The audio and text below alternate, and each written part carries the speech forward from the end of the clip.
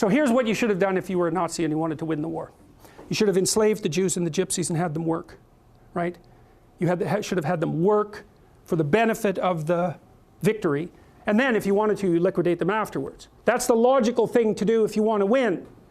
And we assume that Hitler wanted to win. But that's not a very intelligent assumption. Why would you assume that? He wasn't exactly a good guy. So why should we assume that he was aiming at the good that he was promoting, even in his own terms, right? The glorious, everlasting Third Reich, right? That'll rule for 1,000 years and be a bastion of civilization and music, because that's the sort of thing he purported to be interested in. Well, so what do you do with the Jews and the Gypsies? Well, round them up, fine. Enslave them, fine. You don't kill them. You certainly don't devote a substantial proportion of your war resources while you're losing to accelerate the rate at which the extermination is taking place. Because that's a bit counterproductive, unless what you're aiming at is the maximum possible mayhem in the shortest period of time. Well, so what happened as the Germans started to lose the war? Did Hitler lose faith in his own ability? No, he believed that the Germans had betrayed him with weakness. And so he was perfectly willing to accelerate the rate at which Germany was losing the war. And so when Hitler and his minions had the choice, here's the choice. You can suspend your unnecessary demolition of people, win the damn war, and then pick it up afterwards. Or while you're losing, you can just accelerate the mayhem even though it's counterproductive. It's like, what'd they pick? Well, they picked to accelerate the mayhem. And so to me, there's an old psychoanalytic idea. I think this was derived by Jung. If you can't figure out what someone is doing or why, look at the outcome and infer the motivation. If it produces mayhem, perhaps it was aiming at mayhem. Now, you have to use that dictum carefully. If someone's irritating you, maybe it's because you're irritable and you should sort yourself out, but maybe it's because they're actually aiming at irritating you. And that's the actual motivation. So perhaps not, but it's another tool in your analytical armament.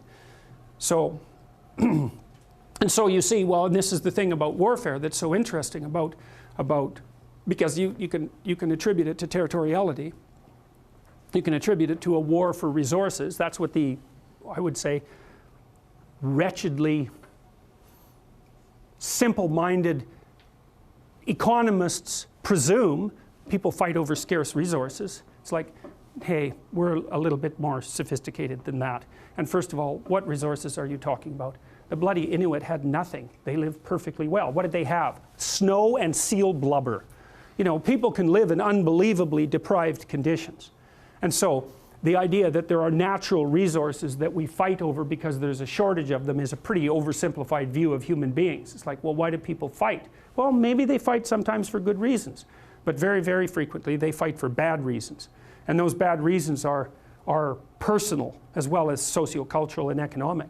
If you were a Nazi prison guard, for example, whatever pathologies you were carrying around in your destructive little soul, whatever element of Cain was deeply embedded in you, had the opportunity to be manifest fully at every moment of your waking existence, right? You had these people who were completely beholden to you, with no rights whatsoever, to whom you could do whatever your evil little heart determined. Think, well, maybe that was a motivation for putting them there to begin with. And all the cover story about, well, we're trying to build the Third Reich and we're trying to stabilize the state and we're trying to do all these good things. Maybe that's just a cover story for the real motivation, which is nothing but what? The construction of death camps that killed 6 million people. How about that? And the obliteration of 120 million people on the planet, and the leaving of Europe in ruins. Maybe that was the motivation. Or are we going to attribute to Hitler the highest possible motives? Say, no, it's an archetypal manifestation of Cain. Now, he's going to put up a front that says, well, I'm your savior. It's like, well, destructive people think that Cain is their savior.